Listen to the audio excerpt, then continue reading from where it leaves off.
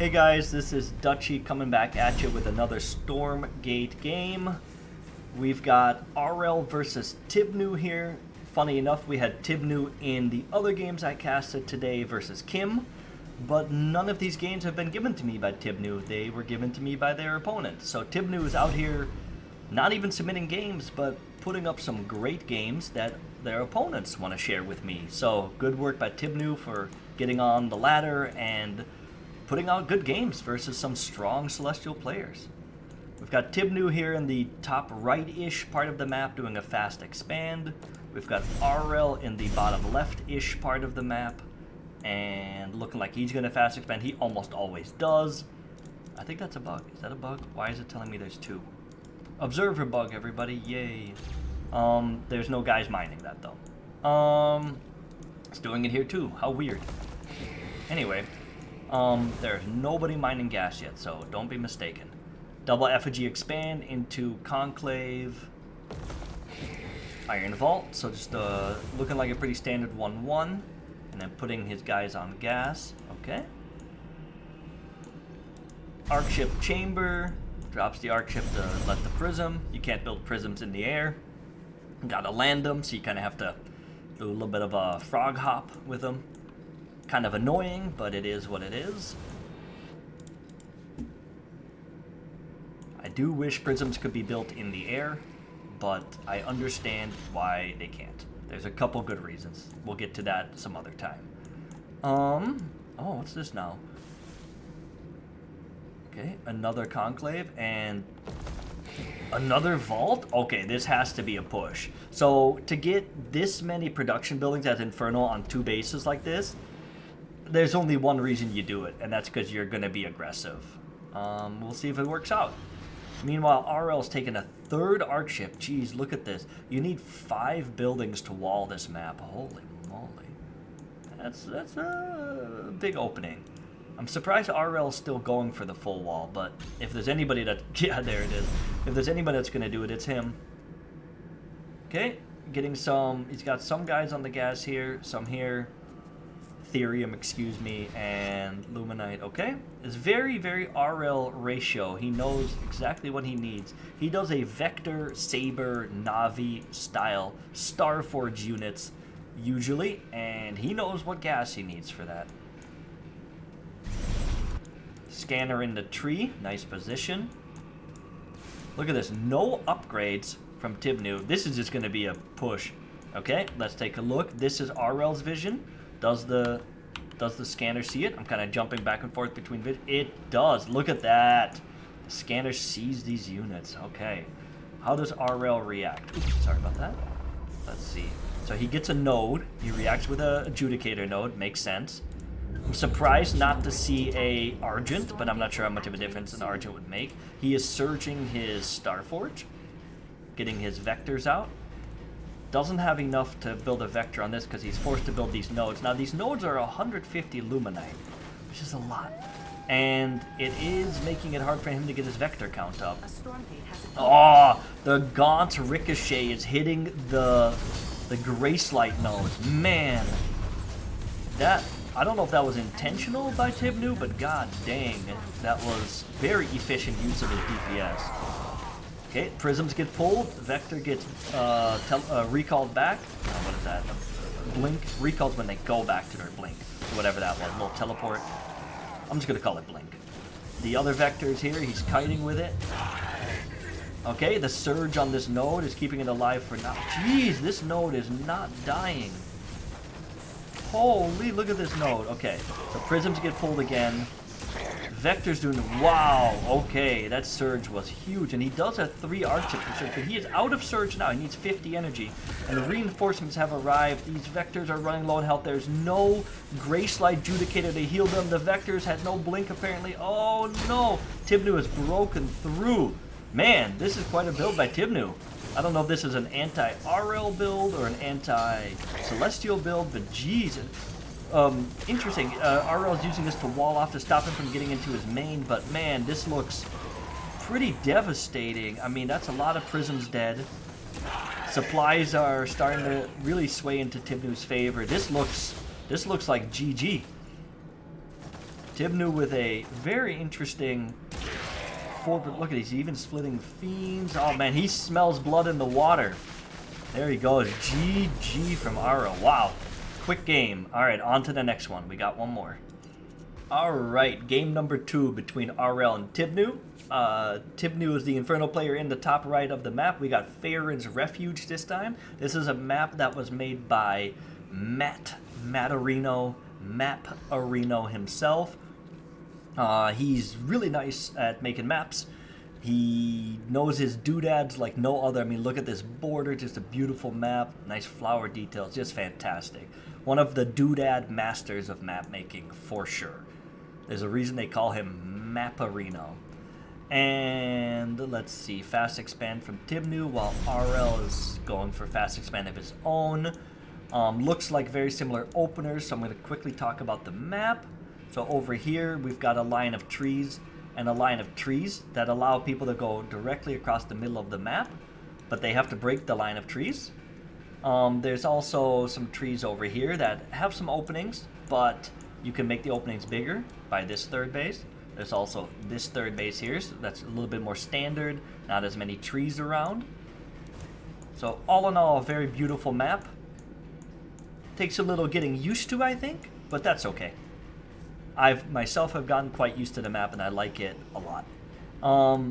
This ramp, though, being so close to the natural, can be a threat, and I see a lot of players taking this third base because they'd rather have control of this area than give it to their opponent, because if you take this third base and your opponent gets this high ground on you, it can be very tricky to defend. Anyway, what are we doing here? We've got same opener from Aureil, yeah, the exact same opener, but this map only requires 4 buildings to wall. So, very nice. A little bit more efficient there. Let's see if Tibnew does the same build. He's got, oh, interesting. He's doing a double vault, whereas in the previous game he did 1-1 conclave and 1 vault. So this is, okay, so Tibnew's switching it up again. Lots of different builds from Tibnew. But this time it is a later third, fast expand into vault, later third. What's he gonna go with this? Meanwhile, Aureil not fazed by his loss versus Tibnew earlier, because you would think that maybe he would get a node or something earlier this game. But he is confident in his playstyle, he's confident in his build order, and he's just gonna make it work, I guess. Because he doesn't know, right? Let's see. Nope, no scouting has occurred.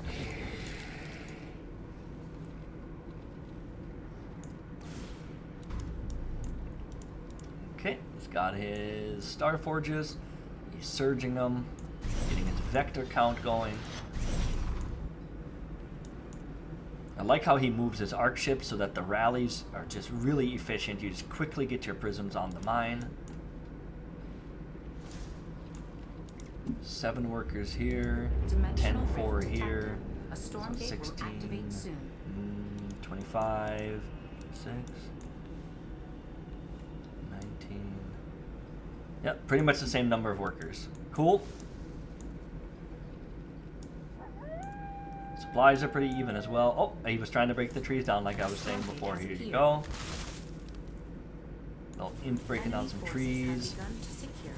There's no charge yet, so these vectors should have a good time fighting. Ooh, the fiend can pop pretty decent surround.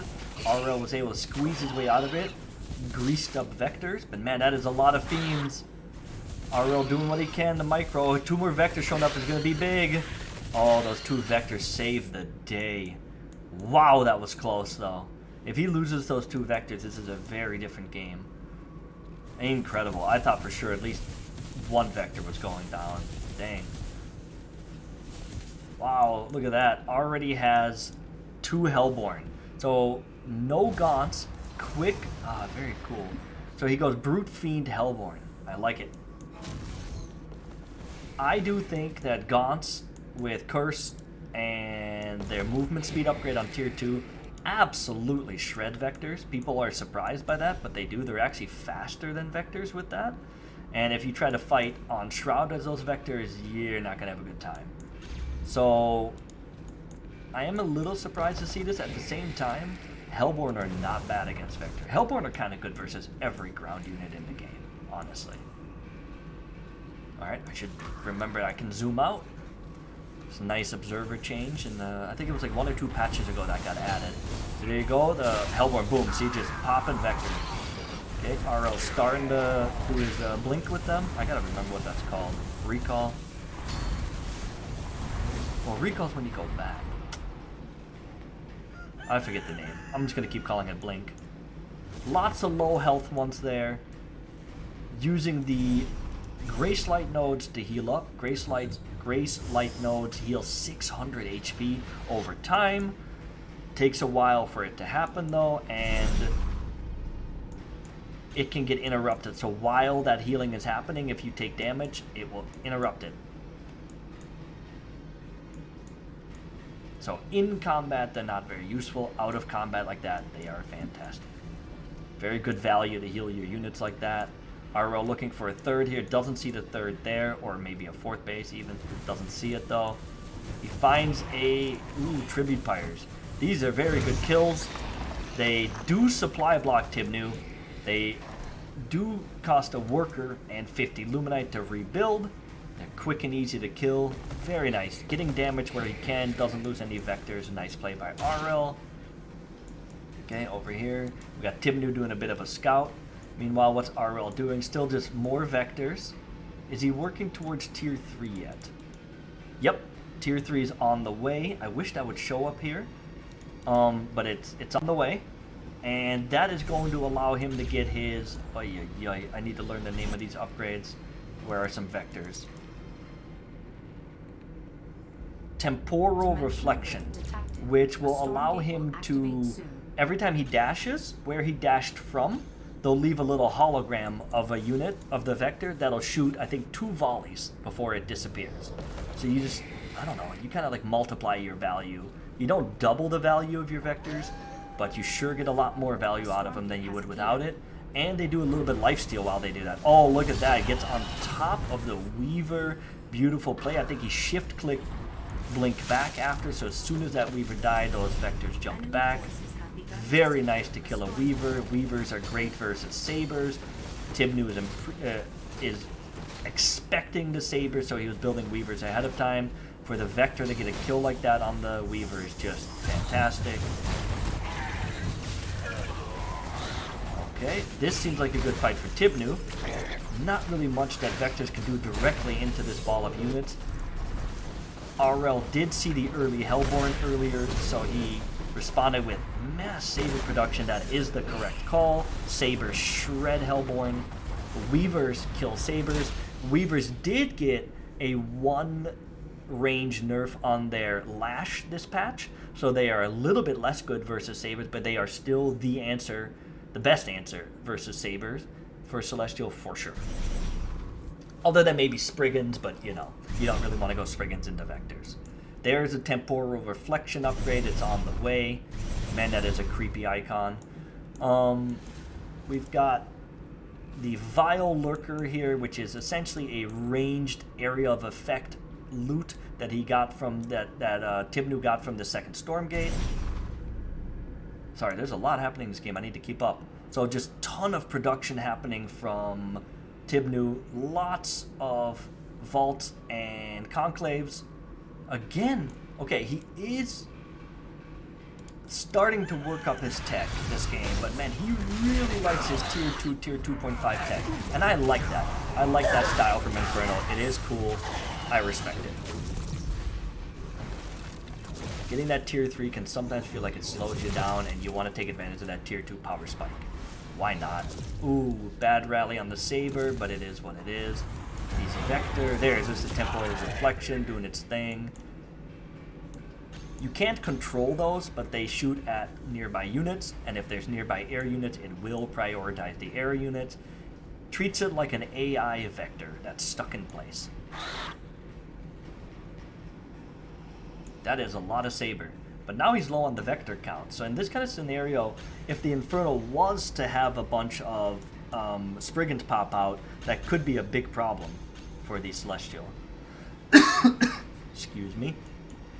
I'm getting over the flu.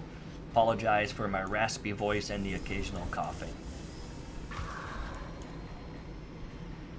I'll probably be too lazy to edit that out, I'm not gonna lie. There is the lash, gets a saber, but man, that is a lot of saber and that is not enough weaver. That is not enough weaver for this. And he's using the purify, Aureil's using purify to zap the energy out of the weavers. Oh my god, that's dirty.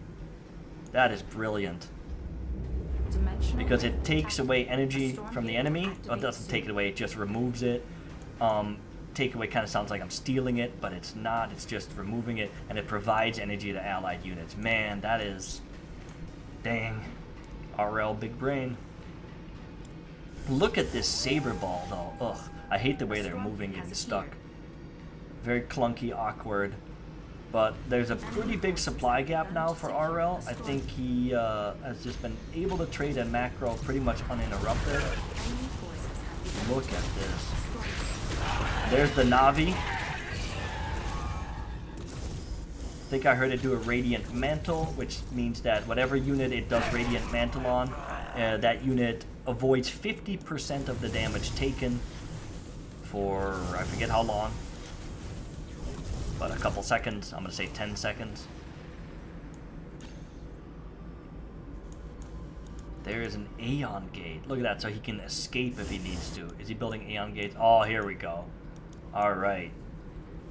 So, pretty much mass saber. Again, some Spriggans would have been good, but now there's too many vectors.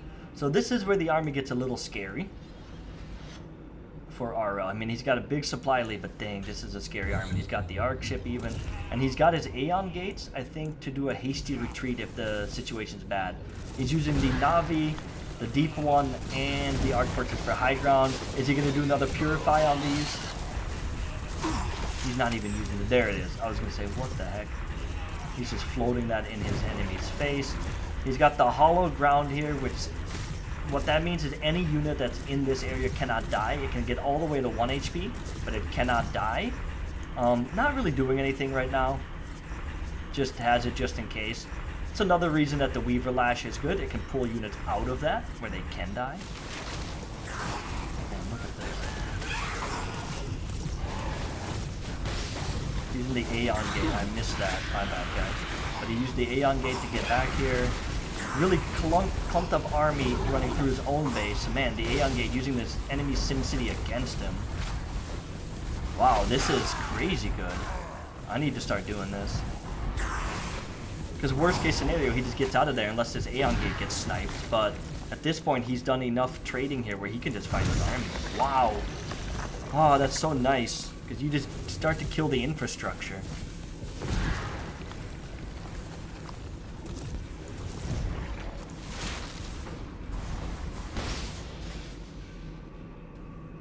What's the counter to Mass Saber, Tibnew asks. I do think Weaver, and I do think Aureil got ahead on the macro this game. It's a big part of the equation, but it's a fair question. Sabers can feel pretty dang oppressive. See, he's using that Aeon Gate and just went to the left. Rather than going through the base, he's just picking and choosing his battles. This is a scary army. They even nerfed Weaver. Yes, Weavers were a little OP. Vanguards and Celestials were getting very frustrated. But it's only a 1 range. Oh, they did nerf the health of the Weaver too, I suppose. I think Weaver, Spriggan would have done the job. Okay, thanks for watching, guys. We'll see you next time.